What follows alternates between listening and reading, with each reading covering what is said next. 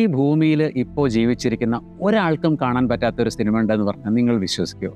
In fact ഈ സിനിമയുടെ director പോലും ഈ സിനിമ കംപ്ലീറ്റ് ആയതിനു ശേഷം കണ്ടിട്ടില്ല എന്ന് പറഞ്ഞാലോ? നമുക്ക് ആ കഥയൊന്ന് കേൾക്കാം. ഈ സിനിമയുടെ പേരാണ് 100 Years.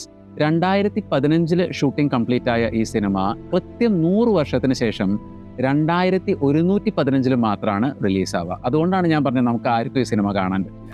പക്ഷെ എന്തുകൊണ്ടാണ് ഈ സിനിമ 100 വർഷം കഴിഞ്ഞ് മാത്രമേ കാണാൻ പറ്റുള്ളൂ എന്ന് പറയുന്നത്? എന്താണ് ഇതിലെ ഇൻസ്പിറേഷൻ? അതാണ് ഇതിലെ ഇൻട്രസ്റ്റിംഗ് സ്റ്റോറി. ഈ ഐഡിയയ്ക്ക് പിന്നിൽ ഫ്രഞ്ച് ലക്ഷറി കോഞ്ഞാക് ബ്രാൻഡായിട്ടുള്ള ലൂയി 13 എന്നുള്ള ബ്രാൻഡാണ്.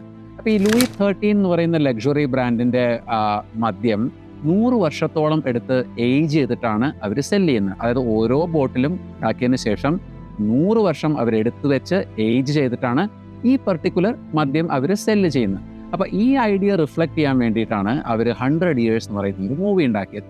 സോ ബേസിക്കലി ഒരു മൂവി ഷൂട്ട് ചെയ്യുന്നു, അതിനുശേഷം 100 കൊല്ലത്തിന് ശേഷം മാത്രമേ ആ മൂവി റിലീസ് ചെയ്യുന്നു. ഈ പ്രൊജക്റ്റ് ചെയ്യാൻ വേണ്ടിയിട്ട് ലൂയി 13 റോബർട്ട് റോഡ്രിഗസ് എന്ന് പറയുന്ന ഡയറക്ടറാണ് അപ്രോച്ച് ചെയ്തിരിക്കുന്നത്.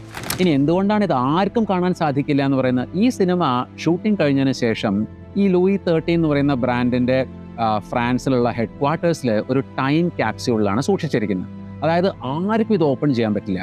2115 ആകുമ്പോൾ കൃത്യം ആ ടൈമർ വെച്ചിട്ട് അത് ഓപ്പൺ ആവും. അന്ന് മുതൽ ഈ സിനിമ എല്ലാവർക്കും കാണാൻ സാധിക്കും. ഈ സിനിമയെക്കുറിച്ച് വേറെയും ഇൻട്രസ്റ്റിംഗ് ആയിട്ടുള്ള കാര്യങ്ങളുണ്ട്. ഈ സിനിമയ്ക്ക് 3 ടീസറുകൾ അല്ലെങ്കിൽ ട്രെയിലറുകൾ പുറത്തുവിട്ടിട്ടുണ്ട് ഇതിൻ്റെ ഡയറക്ടർ തന്നെ.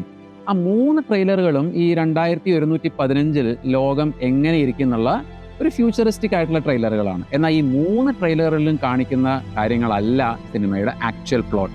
സിനിമയുടെ പ്ലോട്ട് എന്താണെന്ന് ആർക്കും അറിയില്ല.